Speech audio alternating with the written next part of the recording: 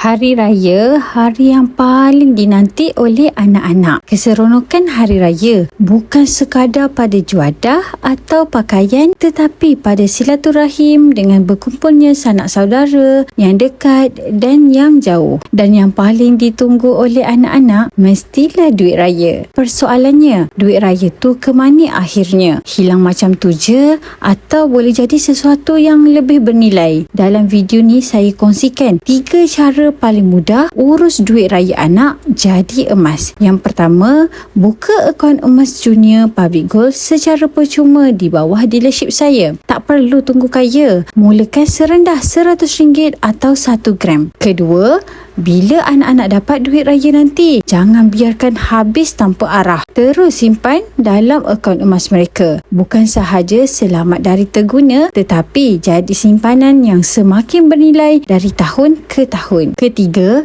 bila dah cukup 1 gram, boleh keluarkan emas fizikal. Contohnya, gold bar edisi raya. Anak gembira simpan kenangan. Ibu ayah pula tenang sebab duit tak habis sia-sia. Ibu ayah, raya bukan sekadar sambutan, tetapi peluang untuk kita didik anak tentang bersyukur dengan nilai duit dan pentingnya menabung sejak kecil. Jangan tunggu lagi. Mulakan langkah kecil hari ini. Daftarkan akaun emas anak sekarang, isi borang sign up. InsyaAllah saya bantu sebaiknya.